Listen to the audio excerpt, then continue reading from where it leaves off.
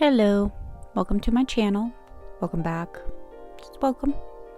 Today I'm going to be doing another cryptid drawn chat, but first just a little disclaimer. The nitty-gritty details of the following story vary by source. So what I've written is largely based on information sourced from an Atlas Obscura article, which I've linked below. Otherwise, personal artistic license has been used to pad the narrative. It's okay. Everything is on fire in the world, so just give yourself a little whimsy as a treat.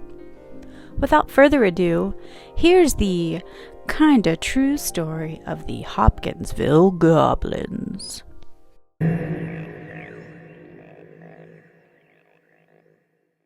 August 21st, 1955. Yep, here we are, in the 1950s again.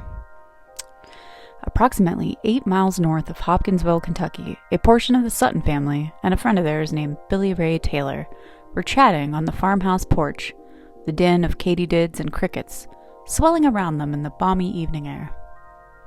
After a while, Lucky, the patriarch of the family, groaned and stood up.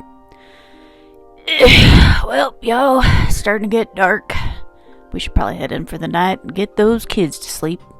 But first, I'm gonna go down to the well to fetch some water for coffee in the morning while I still got a sliver of daylight.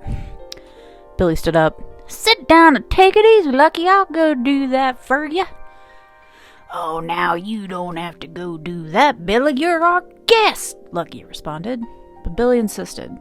Listen, it ain't no thing, Lucky. You've been so hospitable. It's the least I can do. Now, it wasn't customary for a bootstraps kind of guy like Lucky to oblige such a kindness from another man in his own home.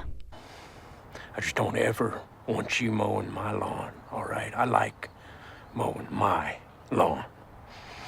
But he conceded rather quickly because he was feeling as tired as an old mule. I just know this is a metaphor he would use, okay? I just know it. Bucket in hand, trudging down through the yard, Billy squinted towards the sky. Wait, what was that? He whispered to himself. The katydids and crickets fell eerily silent. And if you've ever heard a high strangeness story once in your life, you know damn well this means something mega weird is about to go down. He rubbed his eyes in disbelief, looking again, and there was no mistaking it. He saw a strange, circular object hovering in the air. Before he was able to fully process, the object landed in a nearby ravine. Oh, hell no, Billy said aloud. He impulsively ran to the Sutton shed and grabbed a shotgun. Alright, another side here. Maybe this dude is a bit too comfortable. He's got access to Lucky's guns, too. I don't know, man. There's just a lot about this story to just not pass the vibe check, but let's move on. Armed and ready, Billy tiptoes back down the hill, but is soon stopped in his tracks. He was faced with a small, goblin-like creature with huge, glowing eyes and long, hanging arms, and it was headed right towards him. Billy, in full panic mode, hauled ass back to the house to alert the family. All hands on deck, there are freaking goblins in the yard! He burst through the door. Lucky, go get your gun! There's some weird shit going on down near the ravine that we gotta take care of. Well, so much for that restful evening, right? As they bullishly scrambled to head back outside, the creature appeared in the window, prompting Lucky to fire his shotgun directly at it, shattering the window in the process. Oopsies.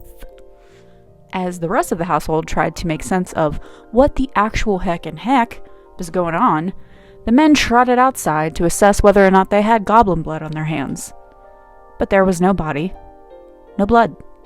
They both looked around the yard, glancing up towards the trees aglow in the moonlight. There they see the goblins, perched on a branch, staring down at them. Of course, they saw this as a taunt and began to shoot. Despite the fact that goblins were never once openly aggressive to them, they continued to desperately open fire on these creatures. But no shots made a difference. No evidence remained, and apparently, after a long battle, the goblins eventually just vanished. Around 11 p.m., the nervous family hauled ass to the local police station, where they told the officers that they had been battling goblins for nearly 4 hours.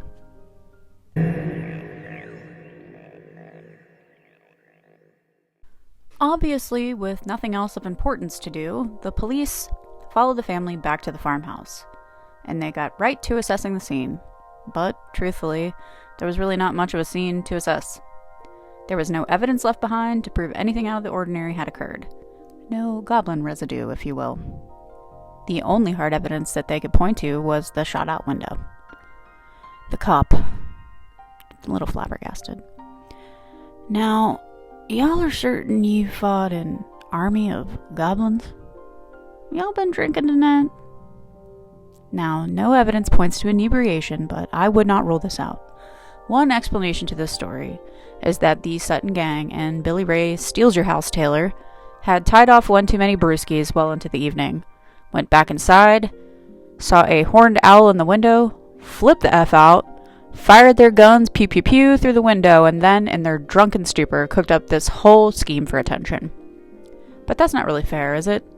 Don't you think if you knew that you had actually seen an owl, you'd be pretty dang embarrassed and not go running to the cops at 11 p.m. about some goblin posse descending on your property? Yeah. Maybe they did get really drunk. I'm not trying to judge here. Maybe they did see a horned owl and shoot at it. Horned owls are pretty hardcore, guys, even if you're sober. I don't know. If you don't know what you're looking at, it's probably pretty scary. But maybe, just maybe, they really, really thought that it was a goblin. And maybe, just maybe, they believed the story they told with their whole hearts.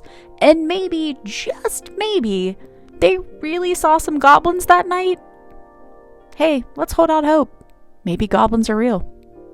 Regardless of whether or not this story is legit, I am putting on my Fox Mulder tinted glasses. I want to believe. I love goblins as a concept. I see them as little scamps collecting rocks, moss, and hiding in hollow tree stumps, curious and ornery. I mean, what's wrong with that? They are my brethren, so I've got a bit of a soft spot. So, if you ever happen to encounter me in the woods, know that yes, goblins do exist in some capacity, so please don't shoot.